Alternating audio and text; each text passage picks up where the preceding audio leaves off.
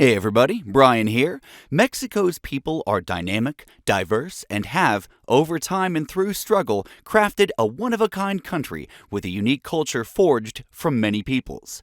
So without further ado, let's dive into the people and culture of Mexico.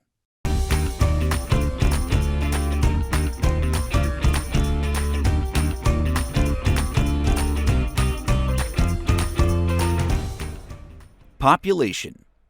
So how does that diversity break down today? Well, about 62% of the population identify as mestizo, or descending from a European and native parent. Native Amerindians, or descendants of native peoples who either remained in Mexico after the conquest or moved south from the U.S., make up an additional 21% of the Mexican population.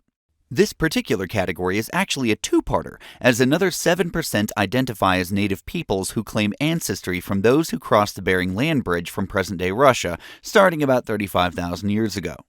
The category defined by Mexico's census as other is primarily those of European descent, which makes up about 10% of the population.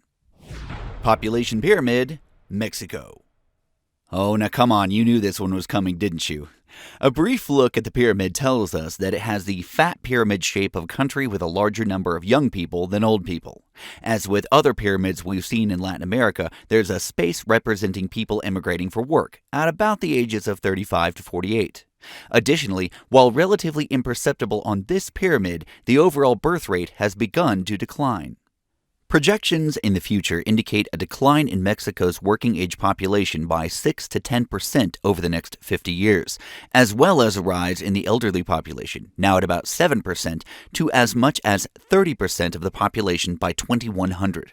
This falling labor force and increase in the elderly has some deep implications for the structure of the country in the future. Culture. You may grow tired of the sentiment, but to express all of Mexico's rich culture in a short time would be impossible. However, we can point to a few things which set Mexico apart from other countries in Latin America and the world. Language. While most of Mexico's 130 million people speak Spanish, there are 68 recognized national languages spoken in the country, 63 of which are classified as native languages. Nahuatl, a derivation of the Aztec language, has over 1.5 million speakers in the country today, and the second most spoken is Yucatec Maya, with almost 800,000 speakers. Religion. Mexico's constitution guarantees freedom of religion, but within this secular country exists one of the most highly concentrated Roman Catholic areas in the world. In fact, almost 83% of the people consider themselves to be Roman Catholic. However, starting in the 1950s and growing slightly through the present day, some movements, such as the Mexicayotl movement, have encouraged people to return to the indigenous religion and philosophy of their native forebears, particularly Aztec and Maya. While the number of followers is small, it has seen consistent growth throughout the last 70 years. Food. The enormously popular Tex-Mex variety of food, found globally, is based upon Mexican cuisine as a whole. Food tends toward corn, pork, and rice dishes, and tends to be spicy. However, while most people have heard about and experienced Mexican cuisine, they probably haven't experienced anywhere near all of it. The diverse population combined with native crops and European influences have created an incredibly wide variety of food. Northern Mexico is famous for its barbecue dishes due to the heavy ranching culture found there. And in Oaxaca, the native Aztec, Maya, and other native traditions have been maintained with a milder flavor and various ways to prepare sauces and drinks from cacao, a sacred food for the Maya and the Aztec. In Veracruz, the wider variety of fruits, fish from the coast, and the influence of African culture have created a vibrant seafood cuisine as well. Hungry yet? Authentically Mexico. Dia de los Muertos. While celebrated in many places in Latin America and the U.S., Dia de los Muertos is descended from an Aztec festival. Taking place between late October and early November, the holiday is a time to honor those family members who have passed on.